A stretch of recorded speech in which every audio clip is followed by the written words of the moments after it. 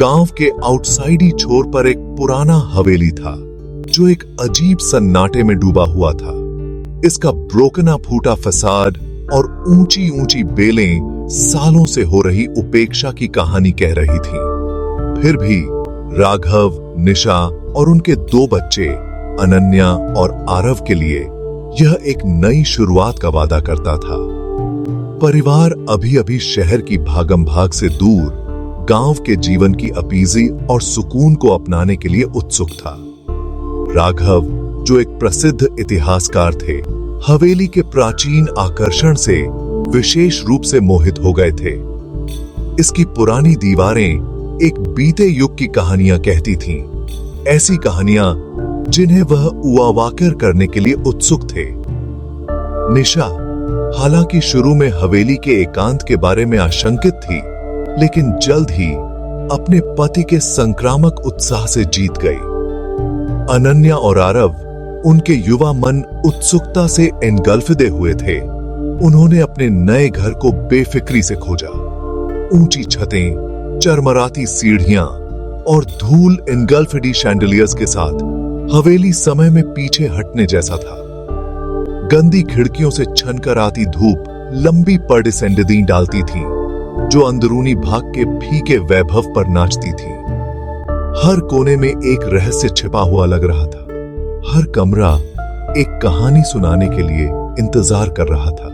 जैसे ही परिवार ने अपना सामान खोला, हवा में एक अजीब सी ऊर्जा क्रैकल हुई। प्रत्याशा और बेचैनी का मिश्रण। बच्चे खाली हॉल में उनकी हंसी गूंज रही थी। वातावरण में सूक्ष्म बदलाव से बेखबर थे। वे ऊंचे बगीचों में एक दूसरे का पीछा करते थे। उनकी कल्पनाएं बेतहाशा दौड़ रही थीं। उनके लिए हवेली एक मुग्ध महल था, एक ऐसी जगह जहां सपने उड़ान इनगल्फते थे। उन्हें क्या पता था कि उनके नए घर में एक काला और भयावह अतीत छिपा है।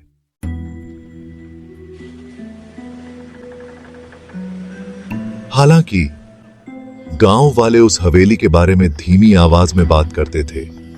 उनके चेहरे डर से सिकुड़े हुए थे। उन्होंने अजीब आवाजों, अनएक्सप्लेन घटनाओं और एक मैलेवलेंट उपस्थिति की कहानियां सुनाई जो उसके हॉल में हॉन्ट करती थीं। वे इसे काल की हवेली कहते थे, समय की हवेली, एक ऐसी जगह जहां अतीत दफन होने से इनकार करता था। तर्क और कारण के एक्सप्रेसी राघव ने इन कहानियों को केवल अंधविश्वास कहकर खारिज कर दिया। उनका मानना था कि हवेली की भयानक प्रतिष्ठा ओवर एक्टिव कल्पनाओं और स्थानीय लोक कथाओं के अलावा और कुछ नहीं थी। उन्हें विश्वास था कि उनके परिवार की उपस्थिति पुराने घर में नई जान फूंक देगी, अतीत के सायों को दूर भगाएगी। उनके संदेह के बावजूद हवेली के आसपास रहस्य की एक अनडिनायबल आभा थी। रात में हवा पेड़ों से विस्पर करती हुई प्रतीत होती थी, दुहक और निराशा की कहानियां बुनती थीं। पर्डिसेंडेदियां लंबी होती हुई प्रतीत होती थीं, अजीब और अनसेटलिंग आकार लेती हुई। और कभी-कभी जब चांद फुल होता था तो एक फीकी, मौनफुल चीख हवेली की गहराई से एकोती हुई प्रतीत होती थी। निशा, हालांकि बच्चों की खातिर मजबूत बने रहने की कोशिश कर रही थी, लेकिन खुद को देखा हुआ महसूस करने की भावना से नहीं हिला सकी। उसने खुद को लगातार अपने कंधे पर देखते हुए पाया। उसका दिल उसकी डिसेंडिटी में तेज हो रहा था। हवेली का सन्नाटा भ्रामक था। केवल फर्श के क्रीकिंग और पत्तों की सरसराहट से ब्रोकना हुआ था। हर आवाज उसकी रीढ़ की हड्डी को शिवर कर रही थी। हर आवाज उसकी रीढ़ की।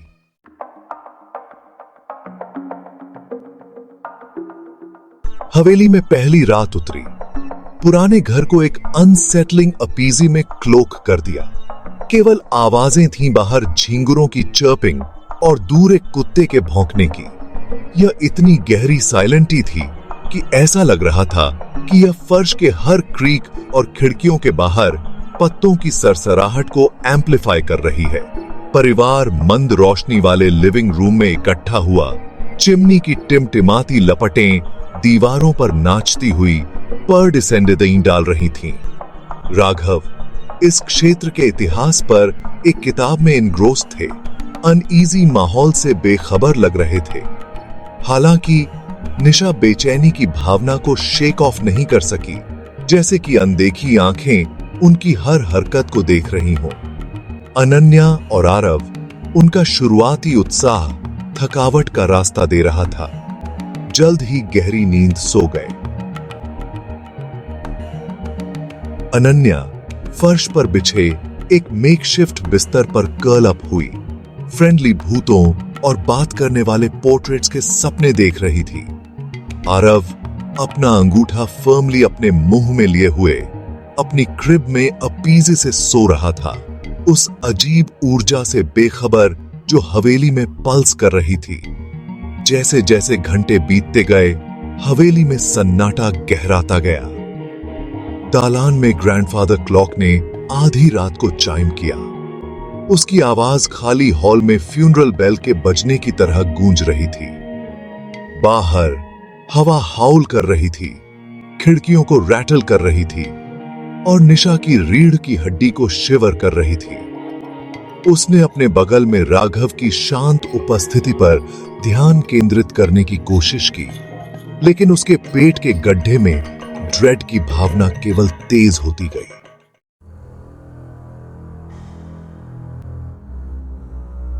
अनन्या अपनी नींद से स्टर्ड हुई। उसके चेहरे पर एक ठंडी ड्राफ्ट ब्रशिंग हुई। उसकी आंखें फ्लटर होकर खुली, चौड़ी हो गईं क्योंकि वे अंधेरे में एडजस्ट हो गईं। कमरा खामोश था, लेकिन वह एक उपस्थिति को सेंस कर सकती थी, एक शीतलता जिसने उसकी रीढ़ की हड्डी को शिवर भेज दिया। वह सिट अप हो गई। उसका दिल उसकी डिसेंडेंटी में तेज हो रहा था और उसने अंधेरे में पीयर किया। वहां खिड़की से फिल्टरिंग हो रही फेंट चांदनी के सामने सिलुएटेड एक महिला खड़ी थी। उसने एक सफेद साड़ी ड्रेप्ड की हुई थी। उसके लंबे काले बाल उसकी पीठ पर कैस्केडिंग कर रहे थे। उसका चेहरा अंधेरे से ऑब्सक्योर था, लेकिन उसकी आंखें बड़ी और लूमिनस ग्लूम के माध्यम से पियर्स करती हुई प्रतीत हो रही थीं। अनन्या को एक चिलिंग स्टेयर के साथ फिक्सिंग कर रही थी। टेरर ने अनन्या के छोटे से फ्रेम को जकड़ लिया। वह चीखना चाहती थी, अपने माता पिता को कॉल आउट करना चाहती थी, लेकिन उसकी आवाज उसके गले में फंस गई हुई लग रही थी। सफेद रंग में महिला ग्लाइड करते हुए करीब आई। उसके नंगे पैर लकड़ी के फर्श पर कोई आवाज नहीं कर रहे थे। अनन्या ने अपनी आंखें स्क्वीज करके बंद कर लीं। उसका छोटा शरीर डर से ट्रेम्बलिंग कर रहा था। जब उसने आखिरकार अपनी आंखें फिर से खोलने की हिम्मत की, तो महिला चली गई थी। अनन्या अपने पैरों पर स्क्रैम्बल हो गई और अपने माता पिता के पास भागी। उसकी सांस छोटी, पैनिक्ड गास्प्स में आ रही थी। उसने खुद को निशा की बाहों में फ्लंग कर लिया, अपना चेहरा अपनी मां के नाइट गाउन में बैरी कर लिया। मां, उसने विस्पर किया। उसकी आवाज ट्रेम्बलिंग कर रही थी। मेरे कमरे में एक औरत है।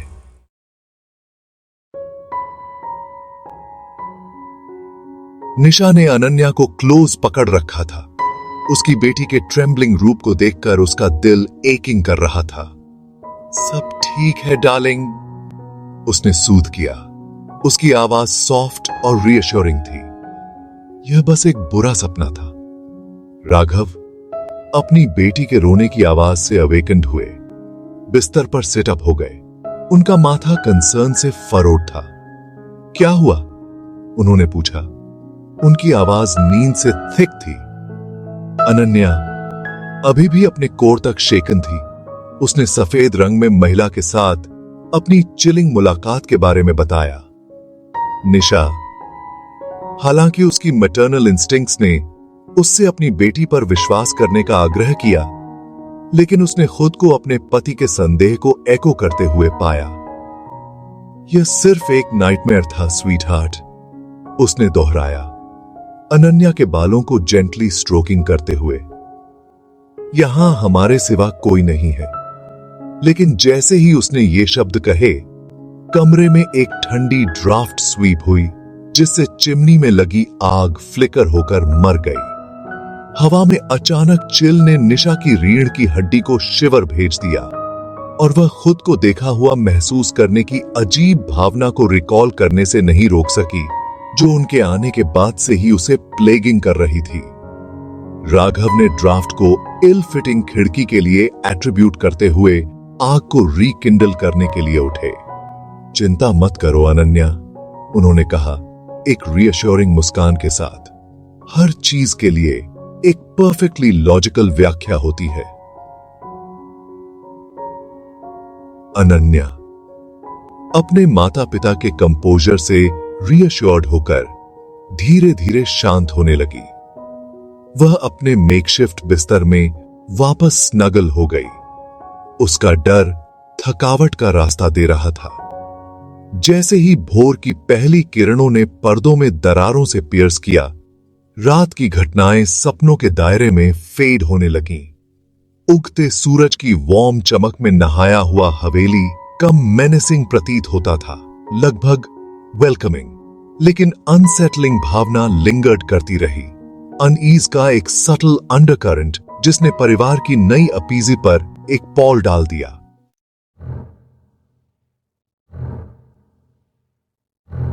उसके बाद के दिन अनपैकिंग, स्प्रॉलिंग मैदान की एक्सप्लोरिंग और एक नई दिनचर्या में सेटलिंग के ब्लर थे। राघव अपने शोध में इमर्स्ड घर में बढ़ते तनाव से बेखबर लग रहे थे। हालांकि निशा को ड्रेड की भावना को शेक ऑफ करना मुश्किल होता जा रहा था, जो उसे कफन की तरह क्लिंगिंग कर रही थी।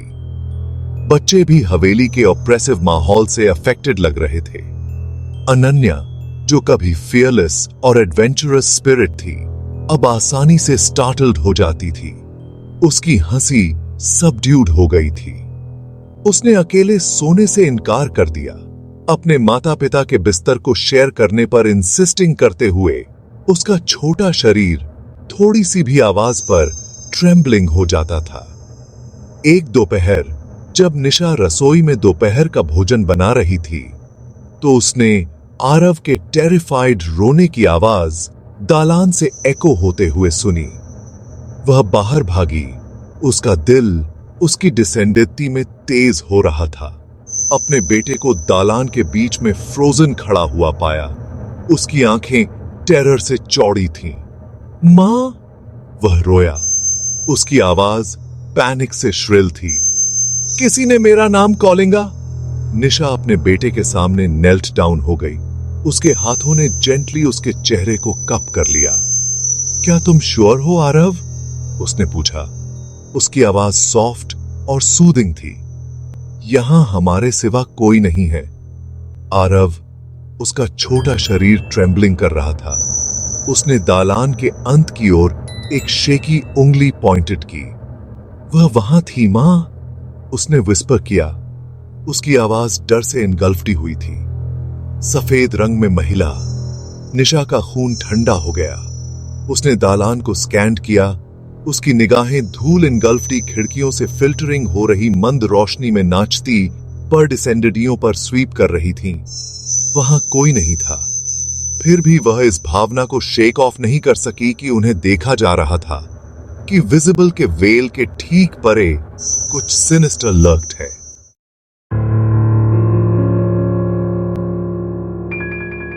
हवेली अपनी सांसें रोककर खड़ी हुई प्रतीत हो रही थी। उसकी साइलेंटी अनकही कहानियों से हेवी थी। घर में व्याप्त बढ़ती बेचैनी के बावजूद राघव हवेली के अतीत की अपनी एक्सप्लोरेशन में इनग्रोस्ड रहे। दिन हफ्तों में बदल गए और उन्होंने धूल इनगल्फेड एटिक में अनगिनत घंटे बिताए, फॉरगॉटन रेलिक्स और फीकी तस्वीरों से घिरे हवेली के इतिहास को पीस करते हुए। एक शाम जैसे ही सूरज ढलने लगा, एटिक के फर्श पर लंबी परडिसेंडेडिंग कास्टिंग कर रहा था। राघव को फ्लोरबोर्ड के नीचे एक हिडन कंपार्टमेंट का पता चला। अंदर कॉबवेब्स, और मॉथ ईटन फैब्रिक के बीच नेसल्ड एक छोटी लेदर बाउंड डायरी पड़ी थी। इसके पेजेस उम्र के साथ येलोड सुंदर लिखावट से इनगल्फेदे हुए थे। स्याही फीकी पड़ गई थी लेकिन फिर भी लेजिबल थी। उसने केयरफुली डायरी को उसके रेस्टिंग स्थान से लिफ्टेड किया। उसकी उंगलियां उसके कवर पर नाजुक एम्बॉसिंग को ट्रेसिंग कर रही थीं। जैसे ही उसने पहला पेज खोला, एक मस्टी खुशबू वॉफ्टेड हुई, अपने साथ फॉरगॉटन वर्षों का भार लेकर। डायरी कामिनी नाम की एक महिला की थी, और जैसे जैसे राघव इसके पेजेस में गहराई से डेल्व हुए, उन्होंने महसूस किया कि वह प्यार, कन्फिडेंट घात और अकाल मृत्यु की एक दुखद कहानी पर स्टम्बल्ड हो गए हैं। डायरी की एंट्रीज कामिनी की उम्मीदों, सपनों और आशंकाओं से इनगल्फडी हुई थी। उसने हवेली में अपने जीवन के बारे में लिखा, अपने बगीचों के लिए, अपने प्यार के बारे में, और एक ऐसे एक्सप्रेसी के लिए अपने डीप स्नेह के बारे में जिसका नाम इसके पेजेस से कंस्पिक्यूअसली गायब था। हालांकि उसके शब्दों पर एक शैडो डिसेंडेडी हुई प्रतीत हो रही थी, फॉरबोर्डिंग की भावना जो हवेली के ऑप्युलेंट फसाड के नीचे लर्किंग अंधेरे की हिंटिंग देती थी। ये थी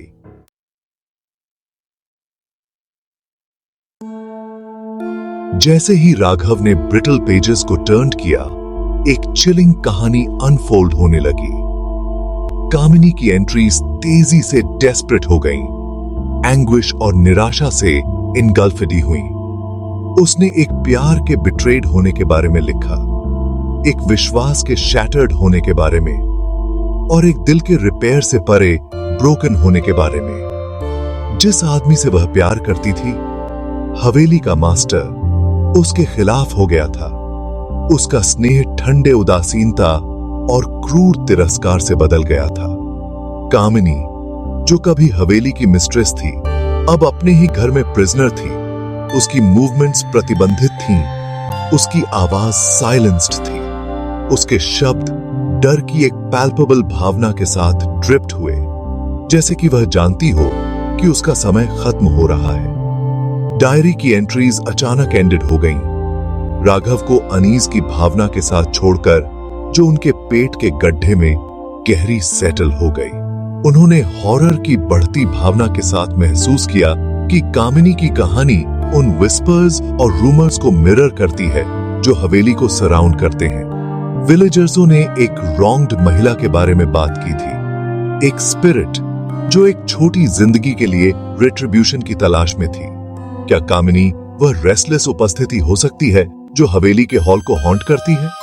डायरी में कोई आंसर्स नहीं थे, केवल और क्वेश्चंस थे। वह आदमी कौन था जिसने कामिनी को बिट्रेड किया था? उसका क्या हुआ था?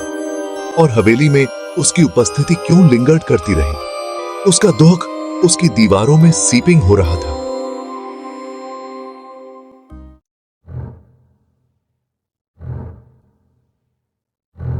डायरी के रेवलेशंस हवा में लटके हुए थे, हेवी और सफोकेटिंग। हवेली, जो कभी फैसिनेशन का स्रोत थी, अब एक टूम की तरह महसूस हो रही थी। इसकी दीवारें उन पर क्लोज हो रही थीं। राघव, उनके इतिहासकार की क्यूरियोसिटी डर से इक्लिप्स्ड हो गई। आखिरकार सच्चाई को स्वीकार कर लिया। वे अकेले नहीं थे। उन्होंने अपनी खोज निशा के साथ शेयर की।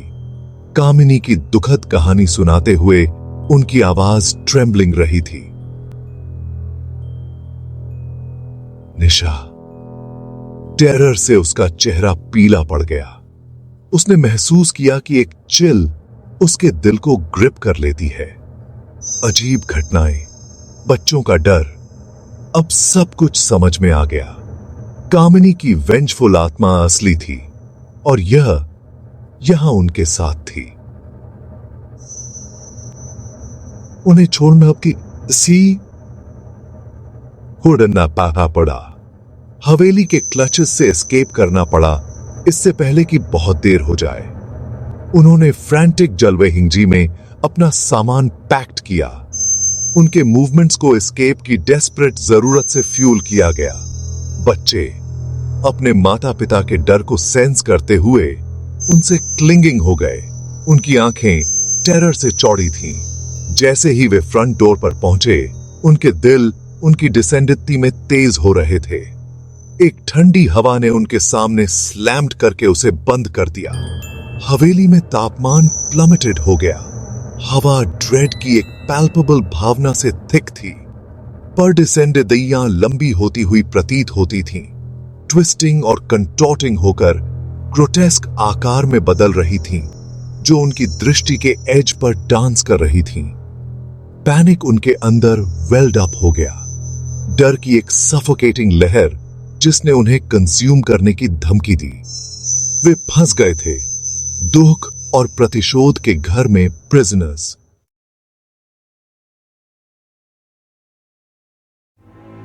कामिनी की उपस्थिति, जो कभी एक सटल अनीज थी, अब हवेली के हर कोने में व्याप्त हो गई थी। वह अब हवा में विस्पर नहीं थी, उनकी दृष्टि के एज पर एक फ्लीटिंग पर डिसेंडित्ती। वह असली थी। उसका गुस्सा पैल्पेबल था। उसका दुहक एक सफोकेटिंग उपस्थिति थी जिसने उनकी आशा को क्वेंच दाने की धमकी दी थी। एक रात जैसे ही निशा जाग रही थी, उसका शरीर टेरर से स्टिफ था। उसने महसूस किया कि एक ठंडा हाथ उसके गाल को ब्रशिंग कर रहा है। वह गास्प्ड। उसकी आंखें खुल गईं कामिनी की स्पेक्ट्रल निगाहों से मिलने के लिए। वहां बिस्तर के फुट पर सफेद रंग में महिला खड़ी थी। उसका चेहरा अंधेरे के वेल से ऑब्स्क्योर था। उसकी आंखें एक ठंडी अदरवर्ल्डली रोशनी से बर्निंग रही थीं। निशा चिल्लाई, हेडबोर्ड के खिलाफ पीछे स्क्रैम्बल करते हुए। उसका दिल उसकी डिसेंडित्ती में तेज हो रहा था। राघव अपनी पत्नी के टेरिफाइड रोने की आवाज से जाग गए। उसके पास पहुंचे। उनका हाथ रीअश्योरिंग ग्रिप में उसके चारों ओर बंद हो गया। निशा, क्या हुआ? वह अर्जेंटली फुसफुसाया। उसकी आवाज कंसर्न से थिक थी। कामिनी की आवाज ठंडी और हॉलो कमरे में गूंज उठी। उनकी रीढ़ की हड्डी को चिल्स भेज रही थी। तुम मुझसे एस्केप नहीं कर सकते। वह हिस्ट। उसके शब्द वेंजेंस से टपक रहे थे। यह मेरा घर है और तुम मुझसे जो छीना गया उसके लिए पे करोगे। निशा और राघव एक साथ हडल्ड हो गए। उनके शरीर डर से ट्रेम्बलिंग कर रहे थे। कामिनी की आत्मा उनके ऊपर हॉवरिंग कर रही थी। उसकी बर्फीली निगाहें उन पर फिक्स्ड थीं। उसकी उपस्थिति एक सफोकेटिंग वजन थी जिसने उनकी सोलों को क्रश करने की धमकी दी थी।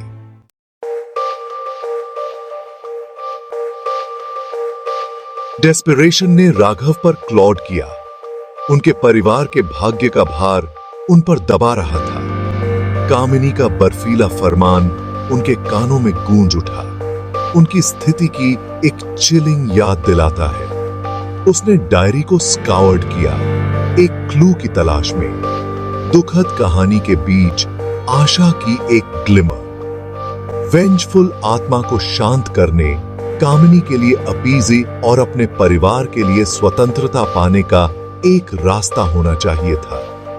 दिन नींद रातों में बदल गए क्योंकि राघव प्राचीन ग्रंथों में डेल्व हुए। उनका अध्ययन एक तेल के दीपक की टिमटिमाती रोशनी से इल्यूमिनेटेड था। हवेली उसकी फ्रैंटिक तलाश को ऑब्जर्व करती हुई प्रतीत हो रही थी। उसकी साइलेंटी केवल पेजेस की सरसराहट और आग की क्रैकलिंग से टूट रही थी। निशा, उसका चेहरा चिंता से एच था। उसने अपने पति को देखा। उसका दिल उसकी पीड़ा पर टूट रहा था। अंत में एक फॉरगॉटन वॉल्यूम्स के भीतर गहरे राघव एक रिचुअल पर स्टम्बल्ड हुए। जीवित और मृत के बीच एक खतरनाक समझौता। इसने एक वेंजफुल आत्मा के साथ कम्युनिकेट करने, सॉलिस प्रदान करने और उसकी अधूरी इच डिसेंडेडों को पूरा करने के तरीके के बारे में बताया। लेकिन रिचुअल एक भारी कीमत के साथ आया, एक त्याग जिसने उसे हड्डी तक ठंडा कर दिया। किताब ने एक इच्छुक विनिमय की बात कही, एक जीवन के लिए, एक लाइफ। कामिनी की रेस्टलेस आत्मा को शांत करने के लिए एक जीवन उसे वापस करने की पेशकश की जानी थी, जिसके बारे में उनका मानना था कि अन्यायपूर्ण तरीके से लिया गया था। राघव का खून ठंडा हो गया क्योंकि उन्होंने भयानक सच्चाई को महसूस किया। कामिनी एक आत्मा चाहती थी, एक मासूम आत्मा, उसके अनंत अपीजे में शामिल होने के लिए।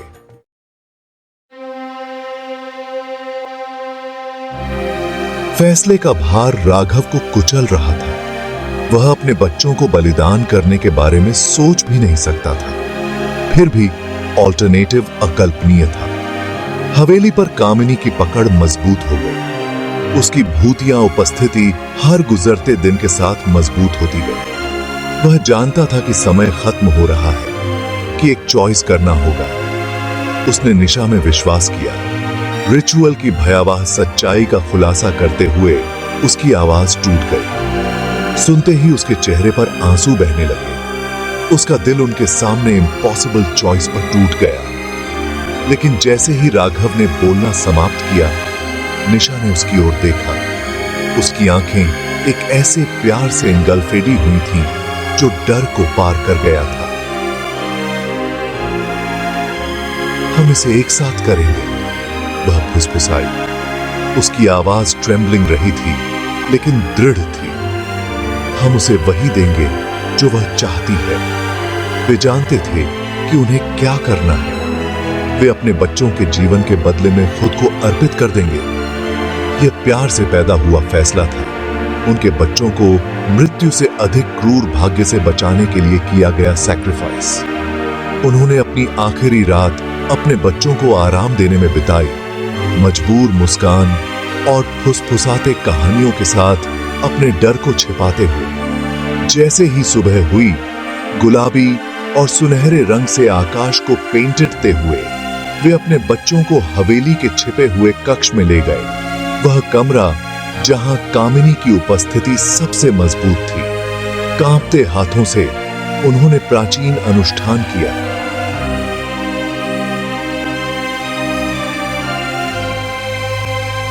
की आवाजें कक्ष की अपीजे में गूंज रही थीं। कामिनी का भूतिया रूप उनके सामने मटीरियलाइज्ड हुआ। उसकी आंखें जो कभी क्रोध से एनगल्फेडी हुई थीं, अब एक चिलिंग क्यूरियोसिटी के साथ फ्लिकर कर रही थीं। जैसे ही राघव और निशा ने अनुष्ठान के अंतिम शब्द कहे, एक अंधाधुंध रोशनी ने कक्ष को भर दिया। उन्हें अपने इथीरियल आलिंगन में एनगल्फ कर लिया।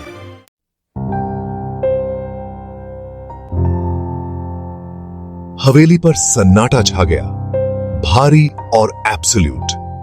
हवा जो कभी कामिनी की दमनकारी उपस्थिति से थिक थी, हल्की महसूस हुई, लगभग साफ हो गई। राघव और निशा को एनगल्फ करने वाली भूतिया रोशनी फीकी पड़ गई, एक भयानक साइलेंटी को पीछे छोड़ते हुए जो खाली कक्ष में गूंज रही थी। बच्चे कोने में एक साथ हडल्ड हुए छिपे रहे। उनकी आंखें डर और भ्रम से चौड़ी थीं। घंटे एक दिन में बदल गए, फिर दूसरे में, और फिर भी उनके माता पिता का कोई संकेत नहीं था। बच्चे, उनके छोटे शरीर भूख और डर से ट्रेम्बलिंग रहे थे, अपने छिपने के स्थान से बाहर आए। उनकी आवाजें अपने माता पिता के लिए पुकार रही थीं। उनकी मिन्नतें हवेली के खाली हॉल में जवाब नहीं मिली। परिवार के गायब होने की खबर जंगल की आग की तरह गांव में फैल गई। फुसफुसाते अफवाहें फियरावनी कहानियों में रूपांतरित हो गईं। ग्रामीण उनके चेहरे डर और दुहक के मिश्रण से एच्ड थे। संपत्ति के एज पर इकट्ठा हो गए। उनकी फुसफुसाहट हवेली के दुखद अतीत की गूंज थी। विलेजर्सों ने बच्चों को लिविंग रूम में हडल्ड पाया। उनके कपड़े बिखरे हुए थे। उनकी आंखें एक ऐसे टेरर से चौड़ी थीं जो वॉल्यूम्स बोलती थीं। उन्होंने एक अंधाधुंध रोशनी के बारे में बात की, अपने माता पिता के गायब होने के बारे में, और एक चिलिंग साइलेंटी जो हवेली पर छा गई थी। ग्रामीण, उनके दिल एक ऐसे दुहक से इनगल्फे हुए थे जिसे वे व्यक्त नहीं कर सकते थे। बच्चों को अपनी देखभाल में ले गए। उनकी फुसफुसाहट उस बात की पुष्टि कर रही थी जिसे वे पहले से जानते थे। कामिनी की प्रतिशोध की प्यास बुझ गई थी, लेकिन एक भयानक कीमत पर। हवेली खामोश।